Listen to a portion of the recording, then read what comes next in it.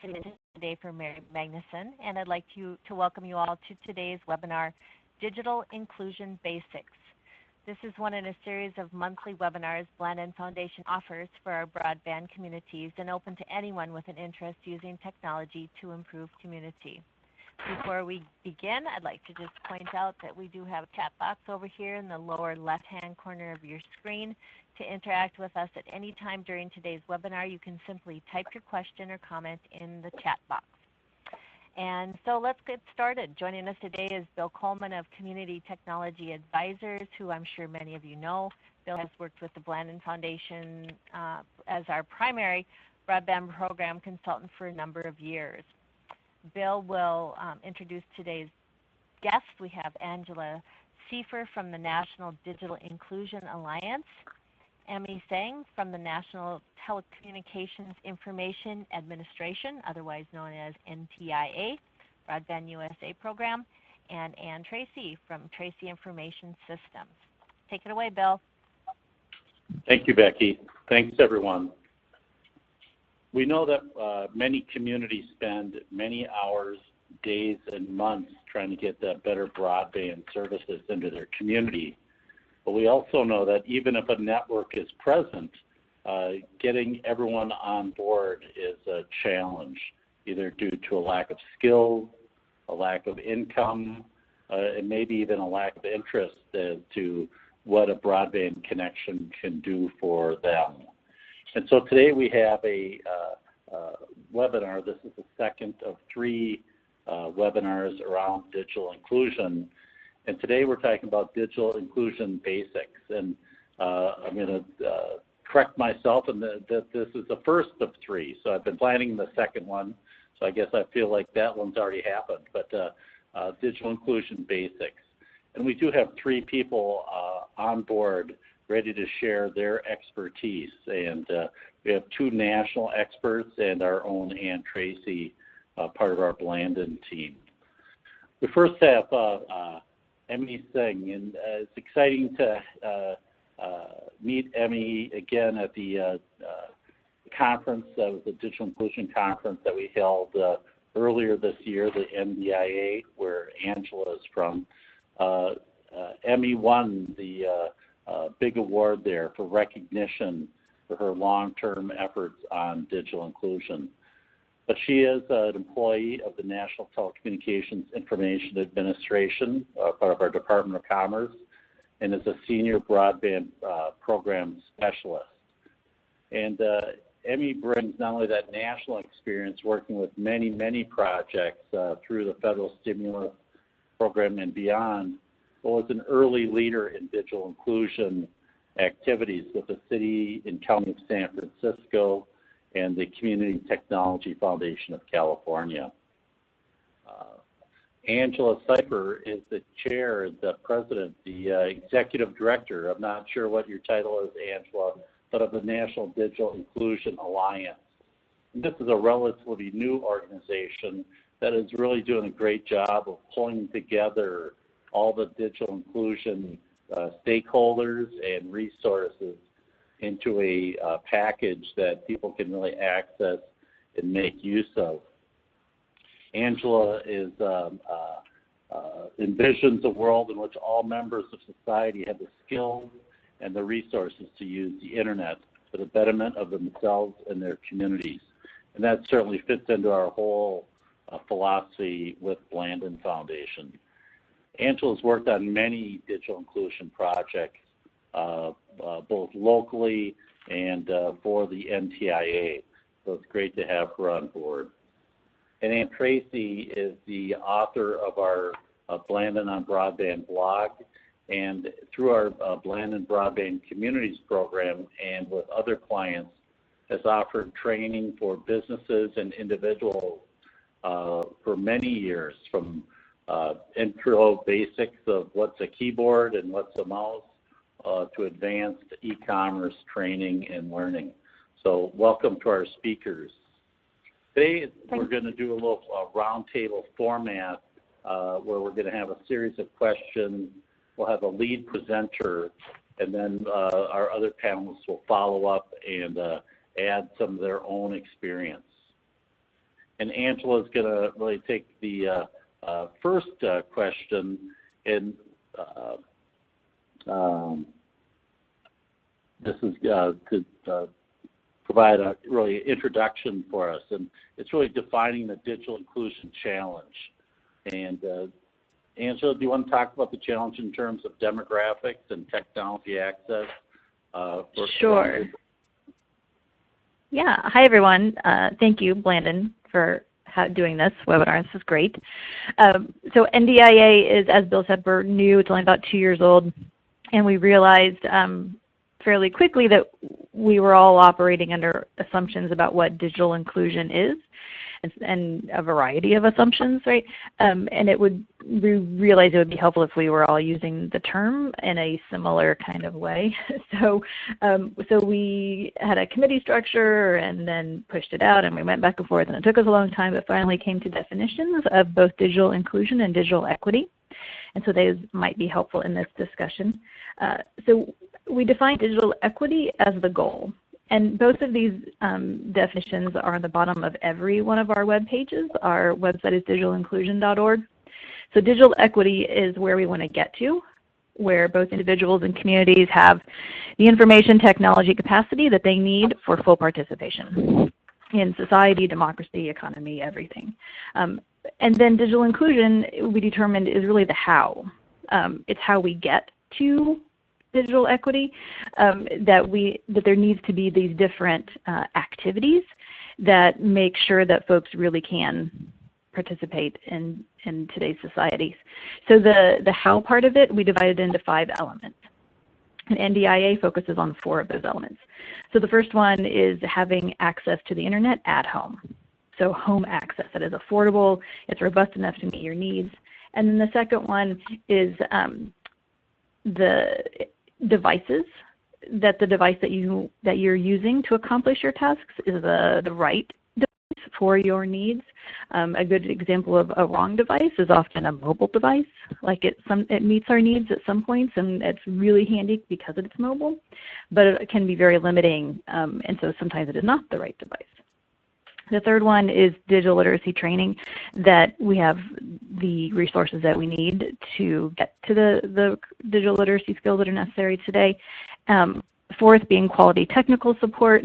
We often throw in public access also into this, and then lastly, applications. So we tend not, NDIA does not focus upon the applications, we focus upon the first 4. But in order to figure out how to get to the digital equity, one needs to look at what the barriers are to any individual. And we know the broad categories of barriers tend to be, one of the biggest tends to be cost. And for those of you who have been working in infrastructure, you all know this so well, that broadband is expensive. So making sure that there are low-cost options for everyone, and often competition is a way to get us to that reasonable cost internet service for home. Another barrier is digital skills, that if we don't understand how to use something, then that can keep us from using it, even if physically it is present in our lives. And then another one that's often brought up is relevance, but what we've learned through more recent research is relevance, meaning, oh, I don't need it. That's how we define relevance. That is often tied to the cost and tied to the digital literacy skills. And so once we start working on that with individuals, then it becomes more clear how to get past any of the barriers. Sometimes if it's a cost barrier, that's a lot tougher because there may not be a low-cost option, or somebody is. And then the other important point that Bill wanted me to mention is who is least likely to have access to the internet at home and know how to use it. And these tend to be folks with lower incomes, less education, and seniors, and the disabled. So if in our communities, when we are working towards digital equity, recognizing which particular populations are the least connected, that allows us to develop strategies that are specific to those populations. I think that probably covers what the basics. Good, thanks, Angela. Emmy, do you have anything to add to that? Sure. So as Angela mentioned, we talk a lot about the different legs of the stool. The access piece, which Angela mentioned, includes both the infrastructure and the cost, also the bandwidth and speed that one might get, whether one has an appropriate device for one's needs. So sometimes that's a laptop, sometimes that can be a mobile device. It really depends. And skills is an ever-evolving thing, because if what we're trying to do is reach some kind of economic and equity and digital equity, the level of skills just becomes more, the level required becomes higher and higher. But even before we talk about those specifics, I think in order to build a successful digital inclusion program, one really needs to understand the communities that you're trying to work with and the populations that your program is trying to serve, and figure out how technology can address these needs. So successful programs have looked at the following types of questions. What are people's goals and aspirations in terms of educational goals or economic development, the types of jobs or civic and social engagement? And then what are the barriers to the technology that may help them get achieve these goals? And well, actually, even before that, the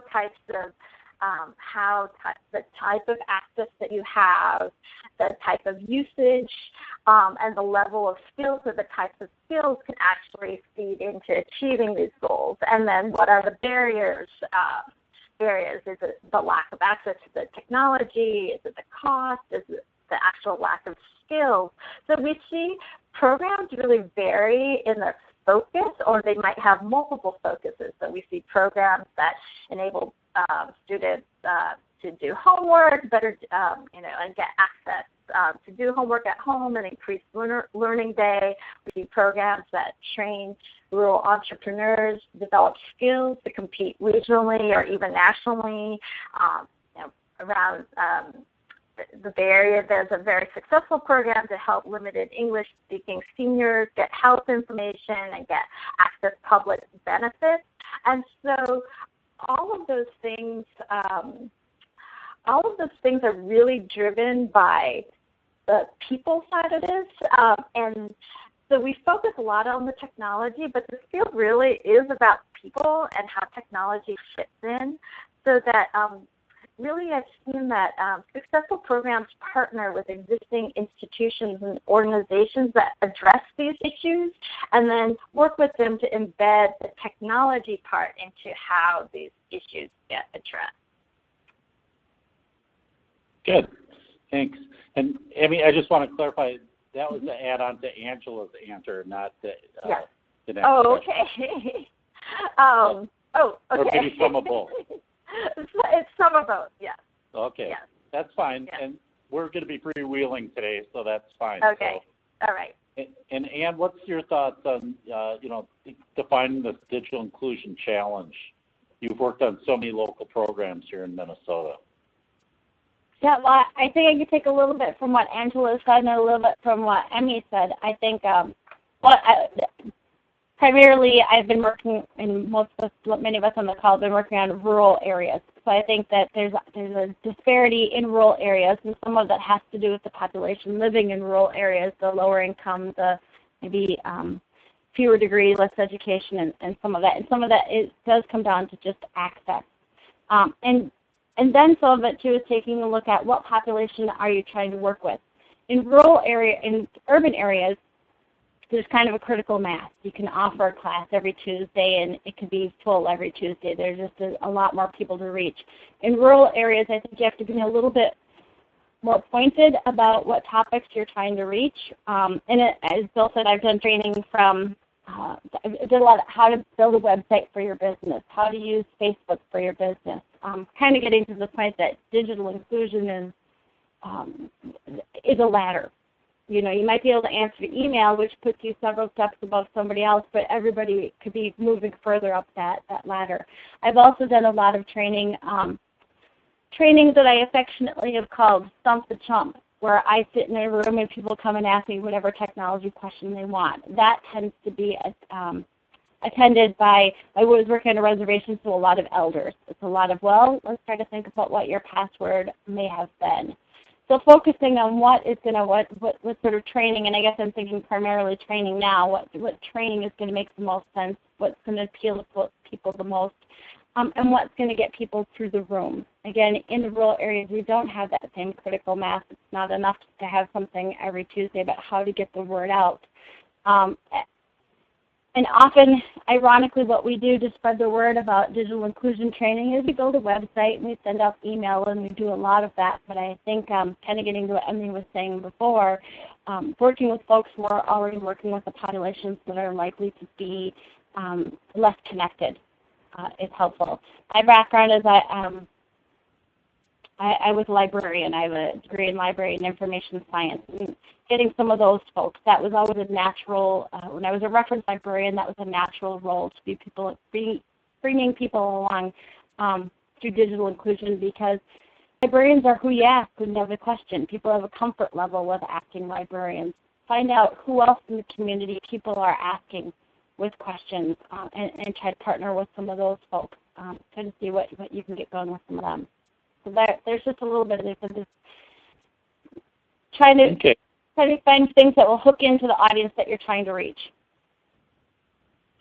Well, and one of the things I see on this is that if you go where people are, it's a lot easier to go to a chamber luncheon or a senior center where they're serving meals and show something on the technology piece that allows them maybe to be passive observers to start, but realizing that, oh, there's some value here for me that I'm going to take advantage of, rather than think, okay, you're signing up for a formal class or an event or something, maybe lowering that commitment bar up front to get people in the door. I think Sorry, but I was going to say, I think that's a great point, that going where people are and recognizing what barriers. I think you said one of the key magic words if you're going to have a program like this, food. If you're able to have something like lunch, that's always a draw. But there are other draws depending on what your population is. Daycare. If you've got childcare, that's going to help a different population kind of get through the door. Or conversely, I have 3 kids. I remember signing up for baby and me classes. You could certainly sign up for preschooler and me computer training and that sort of thing. Think about what are the barriers.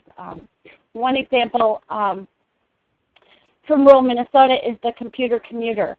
And what they do is it's a tricked out, I think it was an old shuttle bus or mobility bus, and they go from town to town in Lackaproil County in western Minnesota, so fairly sparsely populated area.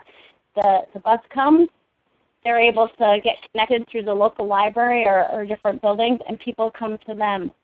What they're able to do is they're able to take away a lot of the barrier of travel, so that you don't have to come to the county seat for any kind of training. You just have to make it to your local town. Recognizing those barriers and offering carrots and thinking about things in a different setting, as you said, not necessarily where they need to be an active member in a classroom, but where are they most comfortable, and building from there. And it's not only at lowering the barrier for the participants, it's a lot of this can be lowering the barriers to the organizations that work with the folks that you want to work with. So I've been seeing increased use of either mobile apps, either vehicles, or even just like kits or a container with laptops and some mobile hotspots that's all ready to be used. Another thing is also training. So being able to offer have a trainer go to multiple sites. So a lot of, for example, health community health organizations or senior centers know that they want to offer this, but that's not something they can get onto their regular programming. So, whether it's trainers that come in or these sort of mobile lab kits that can be used and offer online access in multiple locations can really be helpful. And again, that helps get the technology to where people are. Good. Emmy, back to our second question about the elements of a successful digital inclusion program. Can you talk a little bit about kind of assessments and certifications? Mm-hmm. Well, this is a very, very hot topic because to a certain extent, we've done a bit to measure some types of outputs, like how many people come through a program, and and there's a lot of work on sort of the program, what I would call the program evaluation side, and a lot of our evaluation has been that. But to understand the sort of larger impacts on some of these bigger issues like educational attainment and jobs, and has taken sort of more rigorous research studies. So there have been some research, particularly Chicago has done some research that does some measurement, and there have been comparison community where places that have a certain level of training offered or programming offered or have a certain level of adoption versus places that don't, and then they look at indicators like economic outcomes. That research has also been done, but in fact it's still developing. And one of the difficulties in this is because of the fact that the technology changes so much. So a lot of these indicators or the sort of level of say trying to measure what makes somebody digitally literate changes, and when you think about what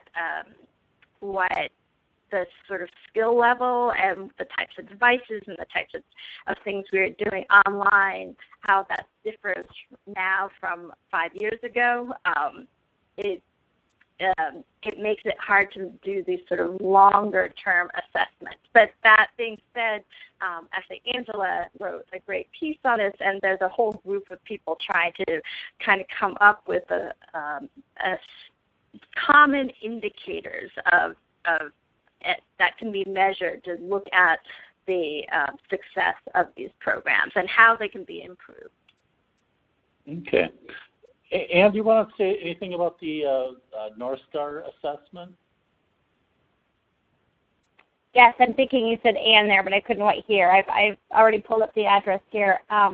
North Star Digital Standards is a national tool that's developed in Minnesota, and what they've tried to do is create some standards. I think it's focused, very much on folks who are looking to get a job. So they're more business focused. They're going to work on making sure that you can send an email before you can Instagram your vacation. But I'm going to try to talk and post a link in the chat box at the same time unsuccessfully. There's a link to the standards that are there, what they've done, and they've worked for many years, and it's programs through the Digital Literacy Collaboration and the libraries, I believe. They've worked to come up with these standards, and they share the standards with local employees. So when people are developing the classes, they kind of have a set of standards they know to develop to. And then when somebody is certified as email certified or whatever the case may be certified, the employer will have an understanding that these are the skills that person has. That's been pretty successful in qualifying what the end user is getting out of the classes. Good. Okay. The question we're discussing now is the elements of a successful digital inclusion program, and I'm hearing that the assessment and certifications might be one part of that, that knowing who you're dealing with in terms of your clients and the sponsor organizations. Emmy, what are the, this is kind of your question, Emmy, what, besides those two things, what are the other kind of summary, what are the other key elements of a successful program? So, again, knowing your community, also partnerships, and because technology fits into and affects so many different aspects, it's really hard to do in a vacuum. So, setting up strong partnerships amongst organizations that are not necessarily technology organizations, but schools, libraries, community organizations, economic development. These links and partnerships are really crucial in terms of setting up the program. I always we do grants to communities for some of these programs, and we always see a budget line item for curriculum development. And we certainly understand that, but I know it drives some people crazy that, there's got to be hundreds and hundreds of curriculums developed in PowerPoint presentations and resource guides. How do people avoid creating their own, and how do they find the best kind of curriculum? Angela, do you know that? Hi, yes. So I agree, Bill. It kind of drives me nuts that we're constantly creating new curriculum, but it's important to recognize why folks constantly create new curriculum, which is, one, they can't find something that was what they needed, and two, it's often there's a need to customize it to the particular community that the individuals that they're working with, and to make sure that the examples in it are examples that make sense to the folks in the right language and all of that. So I do have a solution that's not quite ready yet, but it's in development, where we'll be able to help guide folks to the right curriculum that's out there, and to the different opportunities, because right now what we have are a variety of lists. So there's a variety of places, and I'll post one of the links in the chat, where individuals have gathered what they can find out there that's free, that's not proprietary, that one can use often in order to save some time. A good solution right now is to find something that's close to what you need, that's in a kind of format in licensing, like a Creative Commons license that allows you to edit it, so that you're not starting totally from scratch, but you're still making the curriculum valuable to you.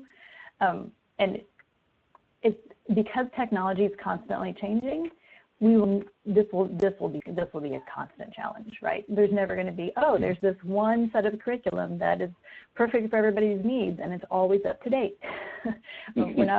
I don't know that will ever really happen. Okay, well that sounds great to see that coming. And I'm going to step in a little bit and say, because I have developed curriculum after curriculum after curriculum. I think I did my first What is the Internet class in curriculum in 1995. Some of it, you want it customized to the attendees, to the students, but you also need it a little bit customized to the presenter. And if I'm developing curriculum, I'm either going to start with something I've already done, or I'm going to look at some of the lists that Angela has mentioned and find something that's as close as I want it to be. And then you want to make it your own, because you want to know what's coming up. And it's easier to teach a class if you have a little bit of ownership in developing it. I think that's a part of it. And then to get to the point of everything is changing so fast. So one of the things I do is how to get businesses to better use Facebook.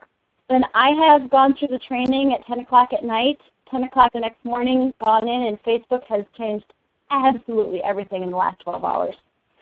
So it's a matter of it's keeping up on it, having a little bit ownership as the trainer in some of the curriculum. So I think the tools that are out there that help you get to the resource that's close to what you want, but, and Angela kind of alluded to, having something that you are able to change and make your own.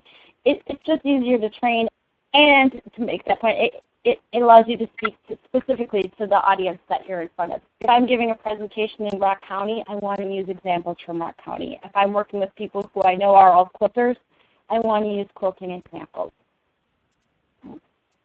And that leads into a great discussion about kind of diverse audiences, whether those are older adults or whether they're a Hispanic community, or obviously in Minnesota we have a lot of Somali, East African. And so I'm wondering about the approaches when you're dealing with diverse communities, in terms of content or teaching methods or all that. How do you get that right as somebody like the Blandin Foundation or the NTIA or a state government? Are these, I guess maybe that leads into the partnership questions of understanding cultural differences and adapting changes. And why don't you talk a little bit about that, the elements of the digital inclusion programs and how to make that, how to deal with different audiences, maybe? Well, I love Bernadine Devlin's line about if you've been to one rural town, you've been run to one rural town. I mean, I think every audience is different to some degree. It's funny because I don't do a lot of training in urban areas, so I do a lot with tribal communities, and I've worked with high school students, I've worked with college students, I've worked with elders, so the diversity comes in a slightly different package. And then to me, there's a big difference between, and I've done a lot of work with folks who have Main Street businesses and folks who are manufacturers. Everybody wants the example that best suits them. So if I'm going in to do training with a certain group, I'm going to use as many examples as I can that kind of speak to them. It even comes down to if I'm going to use pictures of people and I'm working with people who are in a rural area, I'm going to use pictures of people in a field. I'm not going to use pictures of people on a busy main street. So just getting to some of that. I haven't had to deal much with language barriers. I think it makes us. We've heard stories from Project Fine where, Bill, help me, is it Winona or Wyndham? You know how I get those W's? That's Winona. Mm-hmm. Thank you. But they have done a lot of translation into multiple languages. And what they do is they have native speakers there to help with doing some of that. So you might have somebody who has the technology expertise and somebody who has the language, and then very often the cultural expertise as well. But that's been a fantastic way to welcome people into the community, and they have even ended up with sort of mixed language community or technology classes, and that's been a whole other way to develop a sense of community with new Americans in that area. So as far as the language goes, that's kind of a different there. But I think and then it's kind of having some understanding of what. So funny enough, I have been hired to work with high school students to help them use social media. And I've been hired to work with seniors on social media. Those are two totally different animals. When I'm working with the seniors or, even folks over the age of 40, I'd say, it's a lot more of this is how you like something. It's really the nuts and bolts and the logistics of sorts. So this is what it means when you share something. And this is, when I'm working with a younger crowd, it's much less about the technology and it's much more about the strategy. So recognizing what each audience, I think, needs in terms of intellectually what they really are looking for, as well as using some examples that draw from their own experience. I started doing training, any kind of training at all, really when I taught English as a second language. And what we learned right away there is go from the known to the unknown, build upon learning. So starting with basics of what are the people in the room, what are they likely to know, and use examples based on that. You build upon that, make it an iterative process, iteratively bring them up that ladder of digital inclusion. So I hope that's helpful. This is Amy, and also just to add on that, because those strategies are very very pertinent to urban and as well as rural areas. But this is where we see things like train the trainers. strategies, especially with being able to train people who are working in these organizations who understand the culture or are of the culture can be so valuable, because the perspective that they have in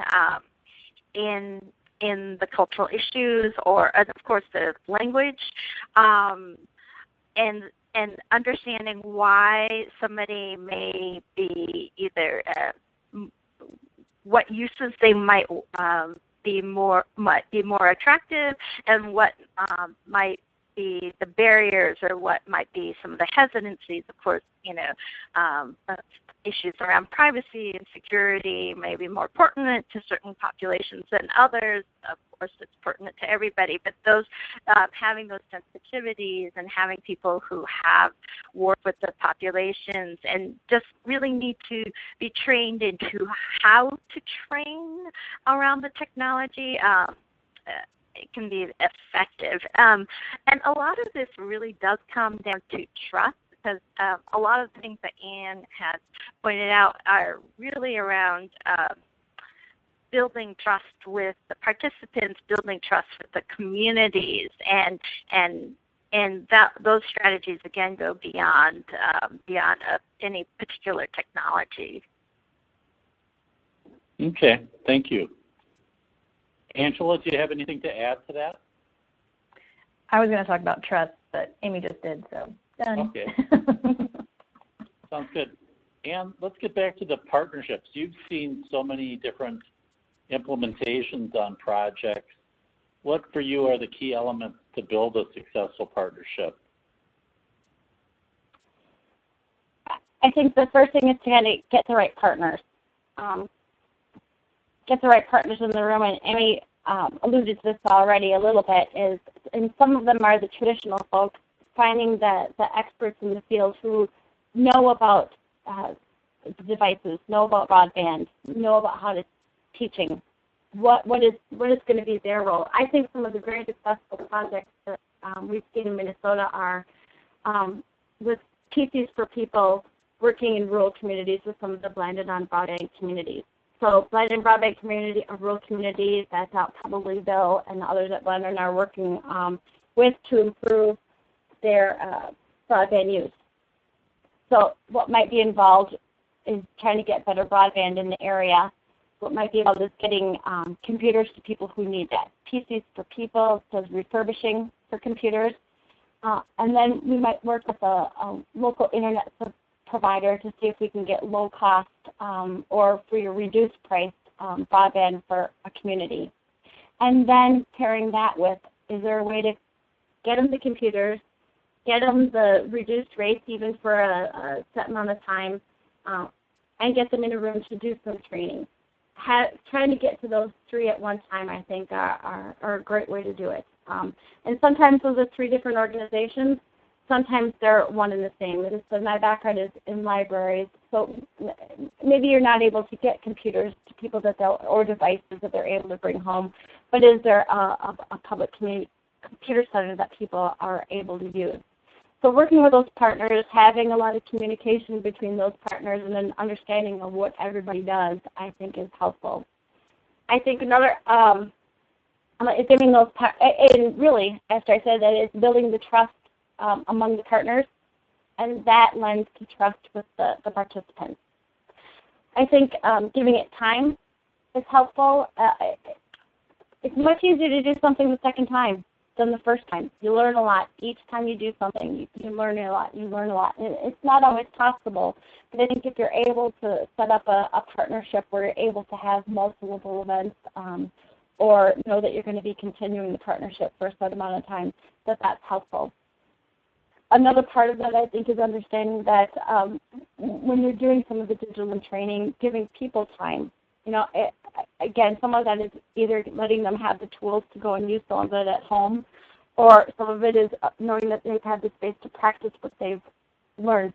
I know myself, even when I can remember taking some database development classes many years ago. Yeah, if I wasn't able to apply those in the next 2 weeks, forget about it. I wasn't going to remember any of it. And why would anyone else be any different than that? You need time to apply some of that.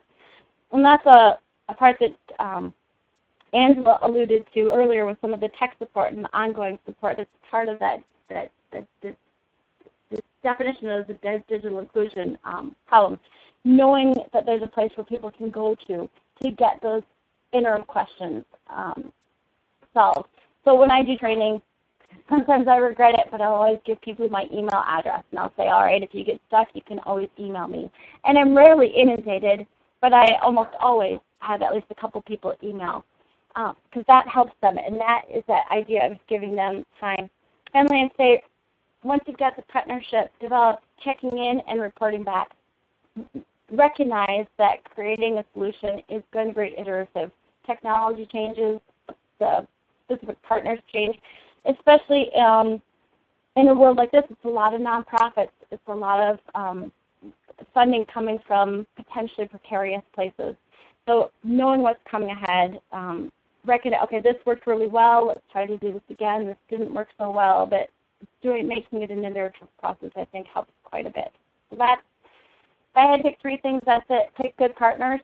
I always say about directors, the first thing you can do is pick a good cast. Giving it time to work and then reporting back and making things better the second, the third, the fourth time. Good. Thanks, Ann. This is Angela. Just real quick, because more and more folks are recognizing that we must have digital equity and we must work towards it, if there's an organization that you've reached out to for a partnership and they weren't so interested, try again, because folks' views on the importance of digital inclusion is changing. It's so clear by just how many phone calls I'm on all the time, right? Just that there's more and more interest in this, and someone who may not have quite gotten it when you talked to them last year might get it now and might be open to a partnership. Another point, too, on the nuts and bolts on these partnerships, and alluded to the fact that these partnerships evolve over time, and one sticking point I often see, in one kind of critical moment I see in a lot of these partnerships that can lead to success or failure of these initiatives, is when there's a group of organizations that are working informally together, but then when funding gets involved and figuring out the fiscal relationships between and how and who might maybe either receive or raise the money, how that will be distributed, all of those conversations need to be had. And again, a lot of these partnerships evolve from less formal type relationships and then may come together into some kind of, official fiscal relationship. And so then you really have to be clear about your MOUs or the agreements and how, again, funding may flow or who's responsible for what. So all those organizational structure things often become a sticking point at a certain phase during the program development. I think that's a really great point. It's all fun and, if it's all fun and games, then no one really cares. But if somebody's going to write a check to the sponsoring organizations and people are going to staff up and get some headlines, then it's really important to have those things in place. And after that, again, that trust comes into place. If you have that in advance, progress at the speed of trust is one of the things we talked about with Blandin Foundation. Thanks for that. So we've got a list of resources on our on the screen right now, and those are going to be active links in a blog post. I'm sure that is either out or will be out soon. And but I encourage you to check into the NDIA and the USA NTIA Broadband USA sites for additional sites, and we'll formalize that list, kind of a quick cheat sheet for everyone. Emmy, what could people expect from Broadband USA in terms of digital inclusion assistance? Sure. as you mentioned in my bio, so we're available for to work with communities on their broadband and digital inclusion planning. I've worked with a number of communities across the country on their digital inclusion plans, on their survey design, on implementation, and training programs. And so we're here to help give advice. We also do a lot of connecting to other communities, whether it might be on-site workshops or webinars or affinity group type calls. And we have the advantage of having, I have colleagues who are deeply knowledgeable about broadband infrastructure and broadband financing.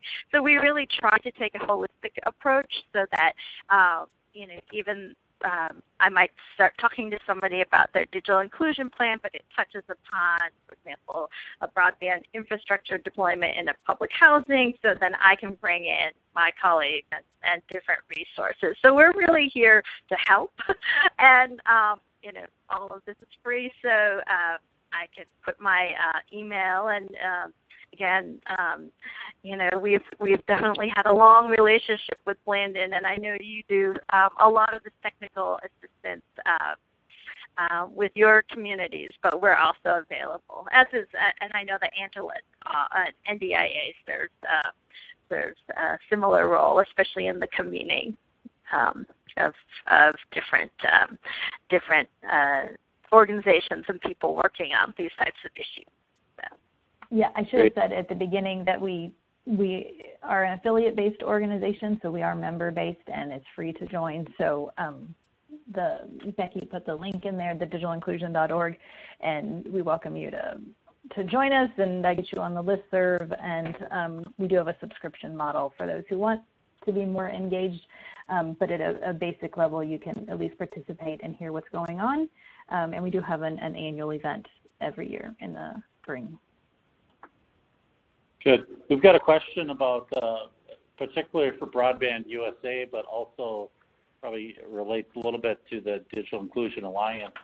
It's about preferences for size of community that your staff will work with. I assume my questioner is from a smaller community, and maybe calling the federal government is something they're not used to or not expecting much in response. So, Emmy, what's your take on that? Well, we work with all sizes of communities from New York City to, I think we're talking to Winehaven, Maine. The communities with a couple hundred people in them. Particularly my colleagues who work with on the broadband infrastructure work with very rural, very small communities. And in digital inclusion, I've seen more like regional partnerships, and I think that's more, it's not that we wouldn't work with a small community, but usually in terms of resources for digital inclusion, there's people take more of a regional approach, but really we're open to working with all types of communities, and we do all over the country. Okay, thank you.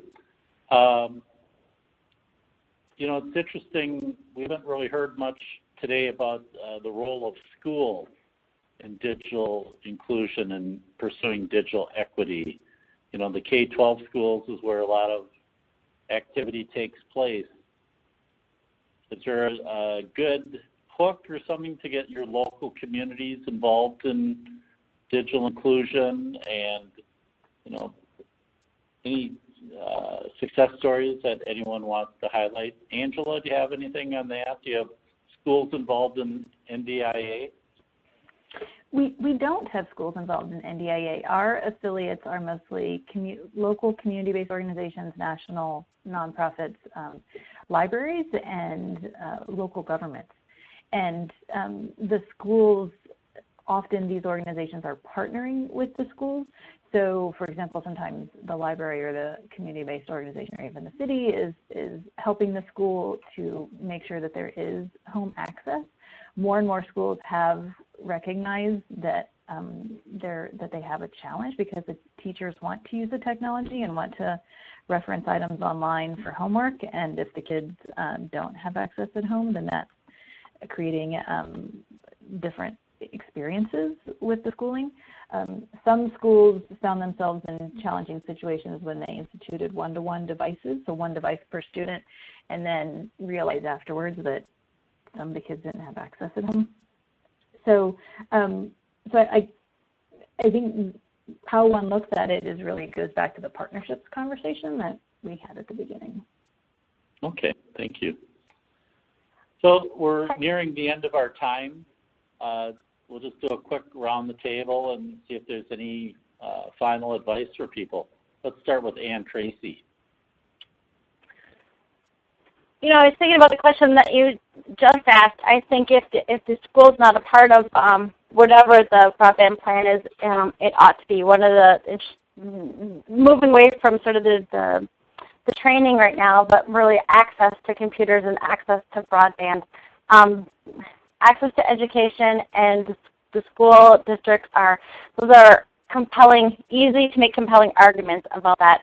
Having talked to some broadband providers, mostly co-ops, about how could they be persuaded to go into a new area. They'll often say if there's a compelling case, and a compelling case is we need kids to have access at home, we need kids to have access at the school to help us thrive. So just to shift the discussion entirely for a little bit, using the resources around you and picking partners like the schools will help along a lot of different routes. So there's my last 2 cents. Thanks, Ann. Emmy? Okay, just a note on the school issue. I know that the Department of Education has some initiatives that address this, and we've also worked with some nonprofits that work with school districts like Technology Goes Home in Boston and Power My Learning that do provide parent teacher training as well as help with getting devices and access to families. I feel like there's a whole field of digital inclusion in education in and of itself, and what Ann said is that sometimes these things can act separately when really we should be looking to partner with each other, but there might be some institutional barriers to that. So I do think there are a lot of efforts. They just may not be connected. But other than that, in terms of wrap up, I mean, I think a lot of what was said around the trust issue and the partnerships and really targeting to the needs of the community are really the basic elements of a digital inclusion program. Okay, thanks. Angela? Hi.